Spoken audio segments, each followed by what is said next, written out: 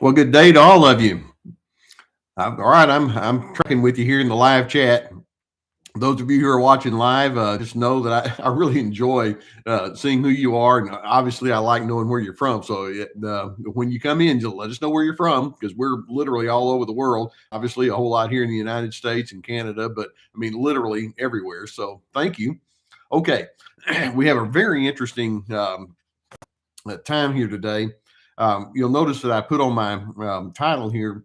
By the way, I got a little head cold, so I'm taking a little throat lozenge. I tested for COVID, and the answer is no, I don't have it. I did like 15 months ago. Spent 2 Christmases ago with Jennifer and I did with COVID, and I don't recommend it. So anyway, um, we're going to be talking today about how to spot a narcissist emotional immaturity. Okay. And I'm going to give you an assignment relative to that in just a minute. But before we get there, I want to take care of my entertainment tonight question that came in through the week. Okay. Um, we have a person over in London who is making reference to me being from Dallas, and now I'm living in Waco, Texas. I lived my entire adult life in Dallas.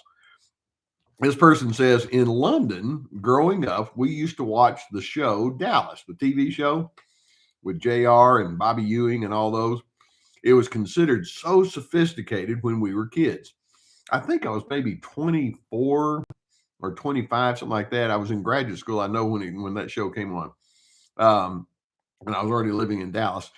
When I hear your accent, I always wonder if you had been in that show. The answer is no. The Dallas Fort Worth Metroplex has 6 million people, and out of the 6 million, they didn't ask me.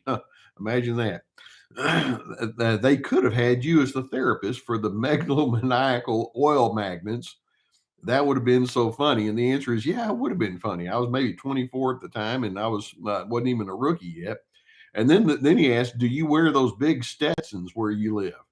The answer is no. I never have owned a Stetson. I don't wear cowboy hats. I don't wear Spurs. And but I will say this: my wife's, well, she has two sisters that live up in the Dallas area, and one of them lives in a neighborhood where literally you can step onto her front porch, and if you have to look over some houses, but she's about a half a mile away from the South Fork Ranch. So anyway, so I get anytime I go see my sister-in-law Jan, I'll look over there and wave at South Fork Ranch. I don't think JR's there, but nonetheless. So so much for that. All right. Okay, here's the assignment that I'm going to give. Now, notice that today, excuse me, we're talking about how to spot a narcissist emotional immaturity. Okay. And each time I ask the question, I'm going to want you to think, okay, as I ask the question, what is the emotional immaturity that's implied in that question?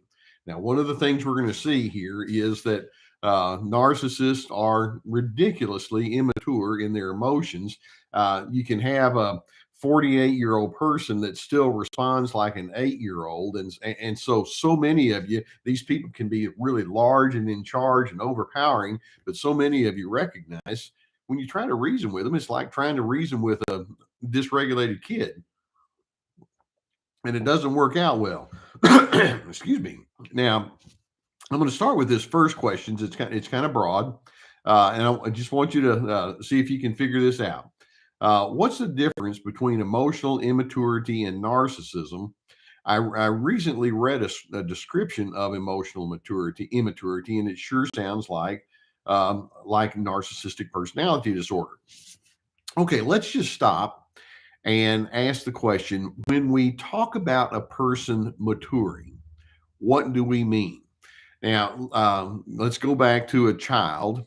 I'll give you a real simple illustration. I was once, and this was years ago, I was visiting with a friend, and I was leaving his house, and he had a little 5-year-old boy. And it was kind of one of these things that as I was making my exit, my friend and I started talking about something. It's like, well, I don't think I'm going to be getting into my car right away, because we wound up getting into a conversation right there on his front porch. The little 5-year-old boy, just quietly, he was standing there, went back inside and came out because we had sat down on the porch steps to talk. And he handed me a pillow and said, "You might want to sit on this. It will be more comfortable." And I looked at that little kid and I thought, well, that's a really nice thing to do. Now, when a little child does something in anticipation like that, no cues, no nothing, we just simply say that child is showing some maturity. Or let's say that you have a child and they're around some other kids, and the other kids are being more, wild and crazy, and then that child is the one that remains calm and steady. And we say, well, that child is showing some maturity. Then that implies that there's some self restraint. When we talk about maturity, we talk about being able to see yourself in the context of the people surrounding you. Okay. And we're talking about having self restraint. There's a certain element of decency that comes into play. There's certainly an element of empathy. That's what that little boy was doing when he gave me that pillow. It's like, well, that concrete may be hard on your rear end, so here, let's try this instead. That's what we're referring to when we talk about maturity. And so when this person asked the question, is there a difference between emotional immaturity and narcissism? The answer is not a whole lot. When we say that somebody is immature, we talk about the lack of those kind of core ingredients. Okay, so I wanted to use that question first as as a setup. Now, here comes some of the questions, and I want you to see if you can spot the immaturity in this. First question, Dr. C, why do I still love my narcissistic ex fiance? So apparently, this guy was going to be married to this person, and he's saying that well, now she's the ex, and so obviously they broke up. I know it was all a lie. She isn't capable of love, I don't think. Pause right there. What's the immaturity? Several months ago now, I guess, I put out a video called A New Way of Defining Narcissism. And in that video, I identified that one of my primary ways that I can identify narcissism is the absence of love. Mature people understand what love is. And it's so much more than just an infatuated feeling. In fact, we could argue that infatuation may not really be love at all. The mark of an immature person is not knowing how to love. The mark of a mature person is to say, I understand the essence of love and I'm committed to that. I know that many of you have been to weddings where they'll have that common phrase or that passage that says, love is patient, love is kind, love is not arrogant, it does not insist on its own way, it's not rude, those kind of things. That's what we're talking about. Love means that you can tune in to the needs of another individual and say, how might I make your way of life a little bit better because of my presence in your life with you? That's what a loving person does. And so this person says, why do I still love my narcissistic ex fiance? Then the answer is, um, you love her because you love. Let me kind of flip it around. Sometimes somebody will say, well, why does that narcissist hate me so much? Okay, why don't we just take the latter part of that sentence and chop it off? Why does that narcissist hate? Period. Because it's in them to do so. Why do I love my ex fiance? Let's take off the latter part of that sentence. Why do I love? Because you found that that's a good way to live. And so don't disparage yourself by saying, as I look back on that, I just still have feelings of love. I wanted to be kind and pleasant and not rude, and I wanted to be uplifting and empathetic. Don't disparage yourself from that. Now, recognize that there are some people that just don't know what to do with that, and as you try to engage with them, it's like they don't know how to reciprocate. But one of the marks of a narcissist's immaturity is the inability to love, and that's so crucial for you to recognize. Why don't they love me? Just drop the me off. Why don't they love? Somewhere along the lines, they miss that lesson big time, and so it's just part of their makeup, and so that's something you're going to need to come to terms with. Now, Another question. This person asks, this is a woman, how do I deal with my narcissistic husband in situations where he will agree on doing something that's important to me? Then not only does he not do it, he redesigns the agreement that we made to get what he wants and claims that I have to do things his way, even though it's something I never agreed to. Okay, what's the immaturity in that? All right. I want to see what you come up with on the comment section here. The immaturity is I'll say what's ever expedient in the moment. And if it's truthful, that's truth is expedient. We'll see. And so, mature individuals, their word is their bond. And this lady is saying, well, when I would talk with my husband, his word was not his bond. His word, it was expedient. Maybe he'd try it, maybe he wouldn't, maybe he'd follow through, maybe not. It's like, right. Mature people, when they say something, you can just mark it down. If I tell you I'm going to be somewhere at 7 o'clock, what that means is I'm crazy enough to say I'll be there at 7 o'clock. Or if I say I'll help you out on this project, it means that I'll arrange my priorities so I can help you out on the project. That's what healthy people do. Truth and trustworthiness are cornerstones in a healthy relationship. Narcissists, you learn over time, well, when you tell me something, I don't know that I can trust it. Sometimes you may come through, sometimes you won't. By the way, there's this thing that we call intermittent reinforcement. Intermittent reinforcement means they'll give you positive responses sometimes. Sometimes they won't. And then over time, you just get really confused. It's like, well, there were times when you were really nice. There are other times when you just didn't follow through at all. What's the real deal? And it's intermittent. And so narcissists are very famous for that one. And so when you ask the question, how do I deal with my narcissistic husband who basically just keeps changing up the agreements? It's like, okay, note to self, this person is not someone that I can count on. So I'm going to stop making arrangements with that individual on things that really matter to me. For example, I know that there are some people that if I were to call them today and say, hey, I've got an issue and I need some help, that they'll be right on my front door just as soon as they can. I know some other people that if I had that same situation and I said, hey, I need some help, they might start waffling. They may say, hey, I'll get back to you. And then they don't. And so you learn over time which people that you can engage with and which ones you can't. Unfortunately, this lady, as she's asking, it says, well, it's the person that I thought that I was putting my greatest level of trust into. And boy, did that not work out very well. And so you have to rearrange some of your expectations for even your own spouse. I mean, I can promise you, my wife, Jennifer, if I were to ask her, would you help me with something? If she says yes, she means it because she loves. She loves me, and I appreciate that. And I love her. And part of love is you follow through. Narcissists don't follow through, they're not trustworthy. Okay. And so you have to factor that in.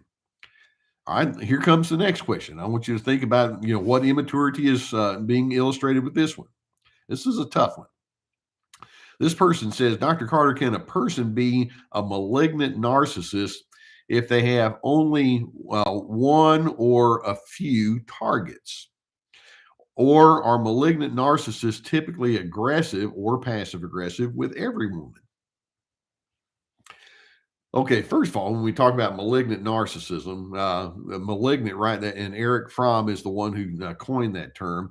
We talk about that selfishness, that entitlement, that need for control in an exaggerated sense, to the point to where there's a real meanness that's there. And that right there is part of their immaturity. Why in the world would anyone convince themselves that being mean and being caustic and contemptuous is a really good way to handle relationships? If there's some that do that, so that's a real sign of immaturity.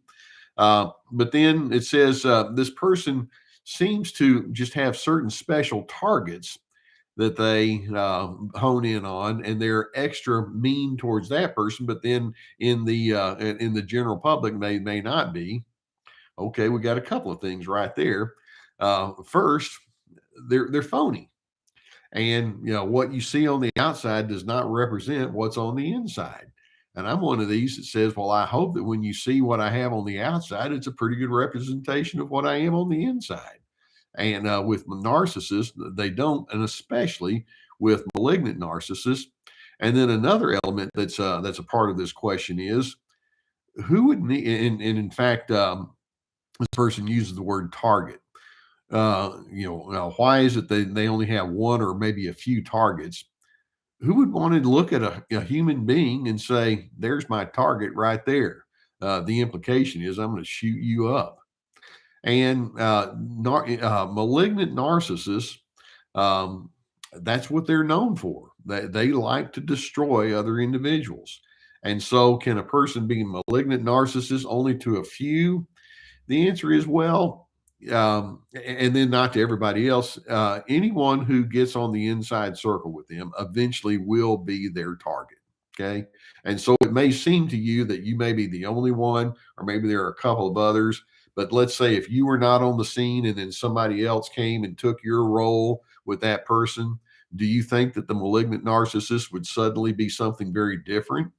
The answer is no, they are what they are. And so rather than thinking, are you just singling me out? The real answer is you're singling that narcissist is singling out the position that you stand for. So if it's somebody at work and they're just being belligerent toward you, let's say if you move on and somebody else takes your place, they're going to be belligerent eventually to that person. If it's somebody that you're living with, if it's somebody in your social circle or extended family and you're no longer there, somebody else resumes the place that you once had, they're going to still be the same way. And so rather than thinking, what did I do to deserve this? The answer is you showed up, period. It's not about you. It's about who they are and how they treat that person in that position. And so you want to learn to depersonalize your interpretations of their awful behavior. It's what they are. It's not about you. Okay. Mature people, they have a sense of decency across the board. This person does a lot of passive aggressive. They're like I say, phoniness, playing favorites, things like that.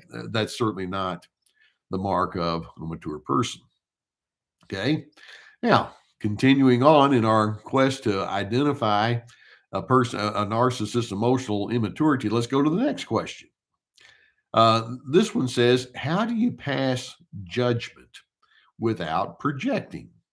How is pointing out the narcissism on people not a form of narcissism itself? Okay, good question. Does the thief judge by its own condition?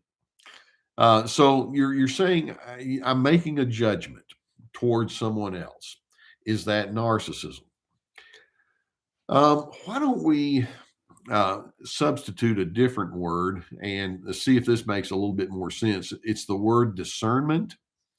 I'm using discernment with another person. For example, I just did that question about the husband who says, yeah, I'll agree with you and I'll work with you. And later on, it turns out not only does he not work with you, but he changes the rules. Okay, judgment would say, you're a mean this and you're a that, and you call them names. Discernment says, okay, based on my experiences with this individual, you're not loyal, you're not trustworthy. And that's just honest. You're not being rude, you're not being mean, you're just simply going with the facts. And so when we talk about passing judgment, the narcissistic way of judgment is condemning or othering people. You're not in my club, or you don't meet my criteria, and typically it's a an arbitrary kind of criteria. You're just somebody that I don't want to deal with just because I'm selfish and you're not on my wavelength. But when we talk about discernment, we're talking about simply describing what you see. And when you say that somebody is they're never on time and they don't follow through, that's not being judgmental. It's just simply saying they're not on time and they don't follow through. I need to factor that in. or this individual over here is reliable and super responsible. I'm not being judgmental to say, okay, I like dealing with that person. It's just simply, discernment says that's somebody I'd rather invest with. When narcissists are judgmental, they're angling to try to be superior over other individuals.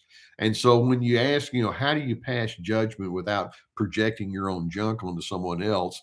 I think you want to ask the question, am I trying to hold myself up falsely as a superior person, or am I just simply being honest about what is? And so narcissists aren't just being honest about what it is. They'll say that I'm just telling it like it is, but they're trying to build themselves up at someone else's expense, and that's their judgmental style. Healthy individuals use clean discernment. Okay, big distinction. Uh, so the indicator there is, the judgmental nature there. Okay, here's another one. I want you to see if you can figure out what the immaturity is on this. Is there a way to call out a narcissist without becoming supply for that person? All right. Um, there's In healthy relationships, are you always going to agree on everything? I wish that I could say that whether it's with my wife or close family members or friends, that anytime I talk, it's like we agree on everything.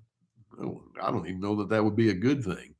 There's a wide array of differences in temperaments and therefore in interpretation and outlooks. And so healthy individuals will say, hey, I need to talk with you about something. I notice that you're looking at things this way, I'm looking at things that way, and we're not on the same page. Can we try to figure out what the meaning of this is and how we're going to proceed? So when you say, can I call out a person without it becoming supply for them, then what that implies is, yeah, you can do that. You can have confrontations and assertiveness and problem solving in a healthy way. Now, when you say, "Can I call call out a person without becoming supply?" Narcissists are looking for people to prop up their own uh, uh, propaganda that they have about themselves, and so they're thinking, "You differ from me." Well, let me explain to you why that just reminds me all over again why I don't need people like you. And so they will look at you as somebody who's beneath them. They'll look at you as somebody who's a troublemaker. And the supply part comes, and then because it allows them to say, once again, this proves that I'm the better person here because you obviously you don't see how magnanimous I am. And so when narcissists are confronted, they turn it into a competition, and that's the unhealthiness there. So you're asking, is it possible to call someone out without it being a competition? The answer is yeah, if you're dealing with mature people. But if you're dealing with a narcissist and the immaturity that goes all along with it, no such luck. And that's it's so aggravating, particularly when you can see it and clearly. It's like, well, I'm just trying to see if we can find a meeting of the minds. Okay, it's not that complicated. But with the narcissist, it's like, no, I'm trying to win, and that means that someone in this equation is going to be the loser. Guess who that's going to be? And you're in the losing position before you even get started. That's their immaturity. They can't deal with conflict in a clean kind of way. All right, here's the next question. See if you can figure out the immaturity with this one. This person says, so what should I do if I was smeared by a narcissist years ago, and even now I still want them to take accountability by explaining why they smeared me, and then I want them to apologize? Okay, the immaturity is a couple of them in there. One, narcissists, they love when they break up with you or they get away from you, rather than saying, well, that didn't work out real well, or we just thought differently. Okay, just leave it at that. Okay. No, the narcissist is like, let me explain to you how terrible that human being was. And so what they do is, when they exit a relationship, they kick you in the shins on the way out, and then they run this campaign to build themselves up at your expense. That's terribly immature. Okay.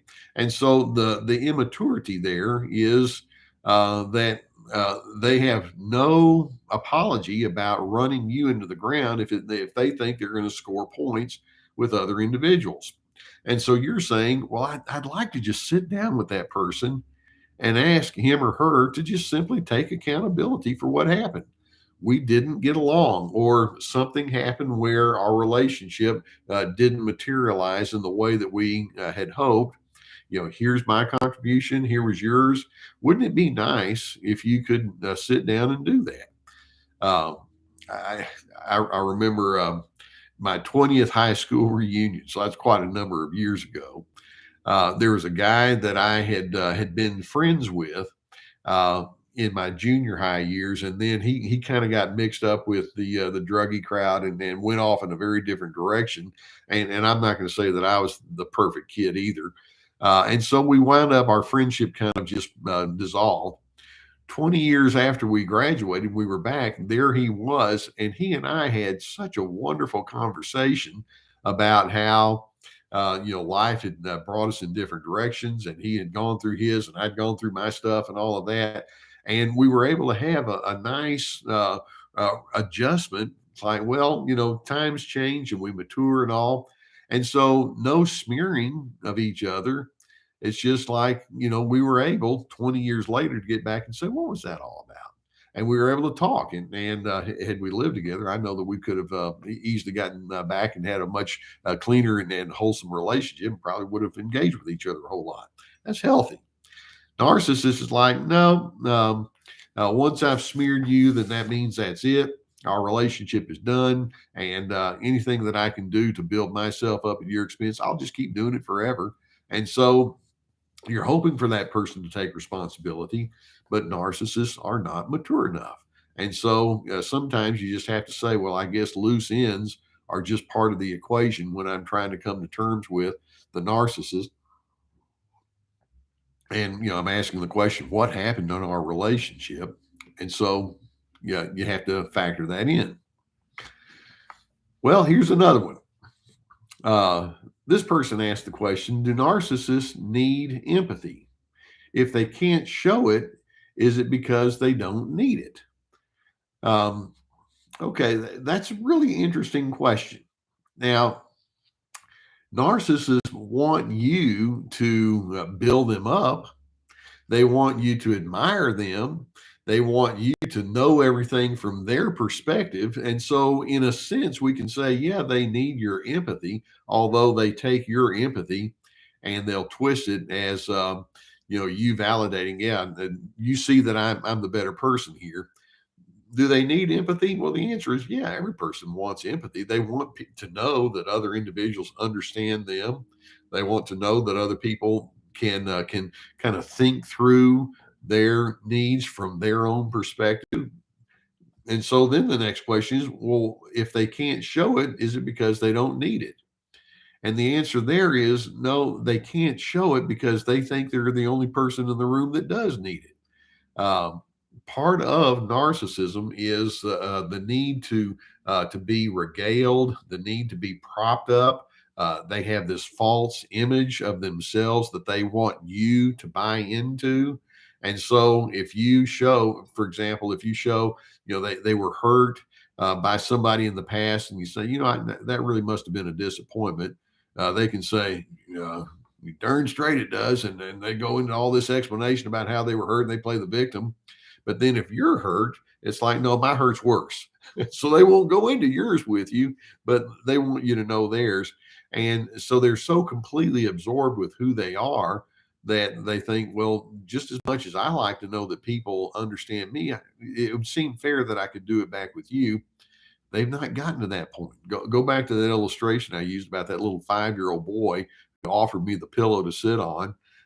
It's like, I'm just tuned into you. Well, this person that can't show empathy as an adult never even got to that 5-year-old boy's level of trying to consider other individuals.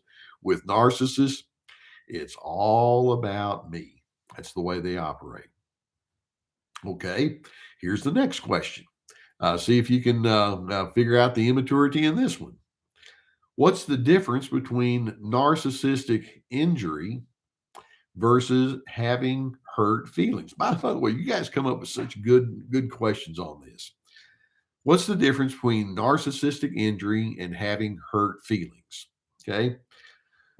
When we talk about having hurt feelings, we're talking about our expectations being not met very well. We're talking about somebody else's insensitivity that penetrated, and it's like, wow, that's just not something that I feel is very helpful or useful in our relationship that we have with each other.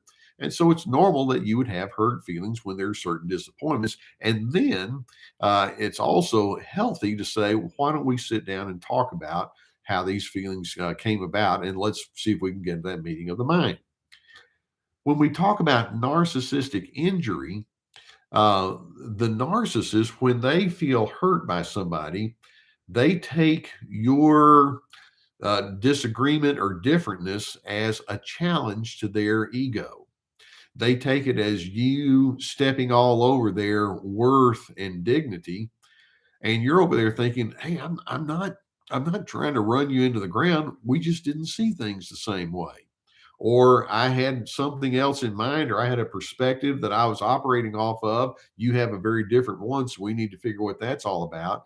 And they're over there thinking, "Why are you doing this to me?" And they make it all about themselves.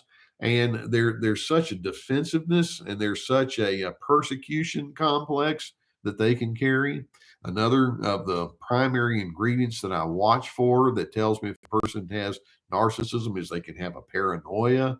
You people are out there to get me, aren't you? You did that because you're down on my case, aren't you? And it's like, no, I'm not. But the person that has the narcissistic injury is playing out their unfinished business from years gone by. And so it's not about the mood of the moment. It's all about the hurt that they're carrying on the inside, and they have not been able to come to terms with that. There's a really, really large difference between those two. Okay. Okay. I want to get into that. I've got two more questions here that I've got for today. And this kind of goes into the making of narcissism in the first place. This person says, my son has narcissistic behaviors. Is this a hereditary thing? Now, see, let's pause right there. And I'm going to make the assumption that this is an adult son. In fact, this person goes on to say he acts exactly like my ex-husband and how he treated me and our children. It's crazy how much he's identical to him. Um, are and then there's the other question just kind of lumped right into it. Dr. C, is it true that narcissists are made and not born? One of the biggest guilt trips that a person can have is if they have an adult child who's become strongly narcissistic. And you can ask yourself, well, I'm the parent, I'm the mother or the father. Did I create this monster, or did I create this great difficulty? There are actually three different elements that go into the making of the personality. One is, and this is research based. I won't get into all of this. I've mentioned this before. When you look at twin studies or sibling studies, there are criteria that they use that show that about 40 to 60% of the way that you engage with the world is just something that you're hardwired to do. So when they say 40 to 60%, I just kind of split it in the middle and say, okay, about 50% of your personality is just hardwired. Some people are just naturally soft, and when I say soft, they lean towards tenderness and gentleness. Some people are naturally hardwired to be very stern and not emotional. It's just in them. It's how they are. And of course, you can see that some of those tendencies will lend itself toward narcissism, some towards the non-narcissistic way. So that's one element. That's a really big factor. A second is family dynamics. So sure enough, inside the family, there can be modeling, of course, that goes on. And then if you have somebody who has inside that family, like a mother or father or an older sibling or someone who is very dysregulated, that's modeling for that narcissistic child that's trying to figure life out to kind of pick up and go on that. Interestingly, much of the the modeling that parents do can be based on what they see in the kid. If the kid is naturally tender, you're going to respond more tender. And if the kid is naturally stubborn or obstinate, then you're going to respond that way. So even that inborn element actually becomes part of the way that the family responds to them. And then a third factor in establishing narcissism inside someone is cultural and sociological influences.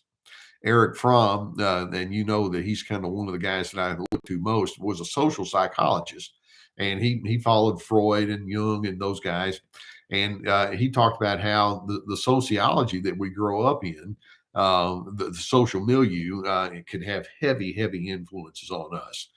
For example, now we have more of a me kind of mindset than was there, let's say, in the 1950s. Not that it wasn't there in the 1950s, but it's even more pronounced, I think. And if Eric Fromm were still around, I think he would say the same thing. We have more of that now than we did way back then. Or let's take it down to the back to the 1400s. You didn't have this, self as king. It's just like, hey, we're just all in this together. And so there was more of a communal kind of a spirit than is now. We have more of a rugged individualism, and if you're way different, then you're supposed to go into that direction, no matter who you step on. So inborn temperament, family dynamics, sociology, and we can see that that a person's maturity can be impacted by those kind of things. And so, if you have somebody that's in your family system, a child, an adult child who goes there, I don't think you want to just say, oh, "Man, I must have really screwed up big time." I mean, obviously, you want to ask, what could I have done differently? Because learning is always something that we each can do, but you don't want to just completely blame yourself and say, I guess I'm completely responsible for everything that happens in that adult child's life. Hopefully, you can talk with that adult child and see if there can be some adjustment. But where there's not, then you move on and you continue in your healthiness anyway. Okay, well, I really wanted to zero in on this issue today of maturity versus immaturity. And I think it's so important as you engage with people who have this narcissistic bent to realize there's something going on inside of them that is they're just now predisposed toward. And you can ask, well, what did I do wrong? And the answer is don't make it about yourself. Certainly, you want to take responsibility for the ways that you respond to them. But when you can see that there are all sorts of unfinished elements that are pushing their behavior, then it can kind of take you off the hook, even though they want to try to make you out to be the problem. And then it can take you off the hook, and you realize, no, this is just something that's going to be not going on. By the way, I think it's in about a week or so. I have a video coming up about some of the tricks. I think it's called 7 tricks that narcissists use to make you look like the problem. Keep an eye out for that one. So just know the more you understand what's going on inside their mind, the more you can contrast a healthy maturity with the unhealthy immaturity, then this continues to be a part of the boundaries that you maintain. And the boundaries is all predicated upon you living into your definition of a clean and appropriate you. And then if the narcissist can't join you, that's on them. Okay. Now, I know we've had a ton of comments here today, and I just want to reiterate, I say this to you all the time. Thanks for letting me be part of your journey. We're all in this together. I consider myself a fellow sojourner with you. Uh, I had a professor way back when who challenged me and said, Les, you can't help somebody any further than where you yourself are able to go. And so as I talk with you about these things that we discussed, know that I've been working on this my entire adult life, and I want to continue to work on it until the day that I die. That's what we're all here for. So I love the way that you encourage each other here, and I want you to continue to remain strong as Team Healthy. That's what we stand for here. So here we are. We're going to wind up with our session today. Those of you who are new, some of you already know you've put your questions here in the chat section if you're live. But if you're watching on tape, put your questions below in the comment section, and I'll be picking up on more questions for next week. And I shall see you then. I won't be wearing that cowboy hat though, but nonetheless, I'll see you at the same time next week. I hope you have a good rest of the week. Bye to everyone.